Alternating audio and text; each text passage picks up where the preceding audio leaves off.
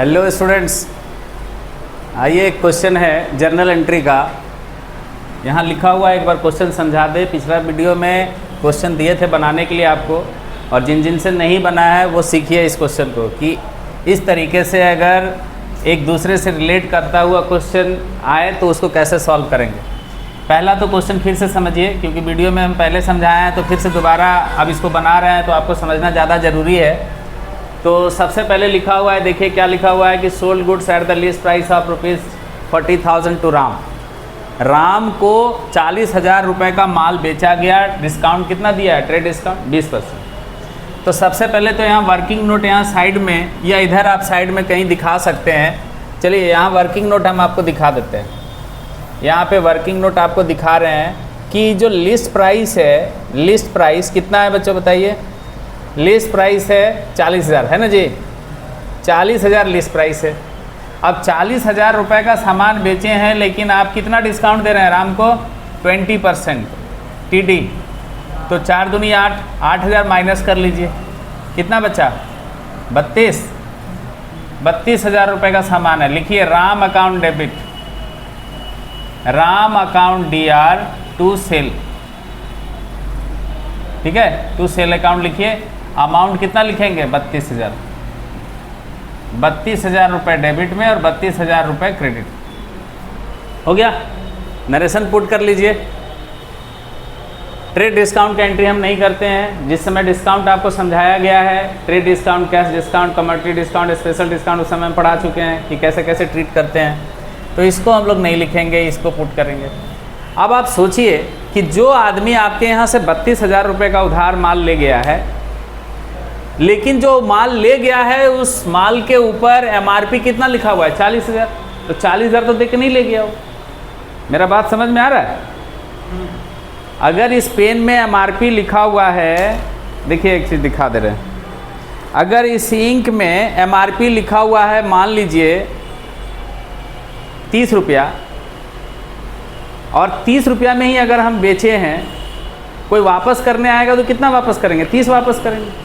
लेकिन MRP 30 लिखा हुआ है और मेरे यहाँ से 2 पीस ले गया, लेकिन उसको MRP से कम मूल्य पे हम दिए सामान, 25-25 रुपये में दे दिए, यानी 5-5 रुपया क्या कर दिया उसको हम? डिस्काउंट। अब कल वो एक ठो वापस करने आएगा, मान लीजिए एक ही वापस करने आया और हमको दिखा रहा है कि देखिए इसमें 30 रुपया लिखा हुआ है, हमको 30 दे दीजिए, एक ठो वापस कर लीजिए। तो क्या उसको हम 30 देंगे कि 25 देंगे? आप ही पहले बताइए। आप क्यों नहीं बोल रहे हैं? 25 क्यों देंगे? 25 क्योंकि उसको MRP पे हम माल नहीं बेचे हैं। माल बेचे थे उसको MRP पे डिस्काउंट दे करके।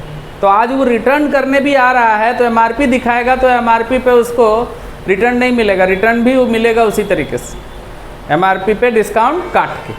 अब एक बात समझ में आ गया? तो यहाँ लिस्ट प्राइस था, लिस्ट प्राइस पे उसको डिस्काउंट दिया गया। आज ही रिटर्न करने आया है। क्वेश्चन कह रहा है कि sale return by Ram goods at the list price of ₹2,000। 2,000 का माल रिटर्न करने आ रहा है।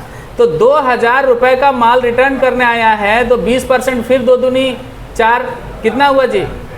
400 रुपये कितना का माल वापस कर रहा है? रिटर्न कितने का किया? एक तरह से हैं 1,600 का किया ना। तो आप 2,000 रिटर्न क्यों कर रहे हैं?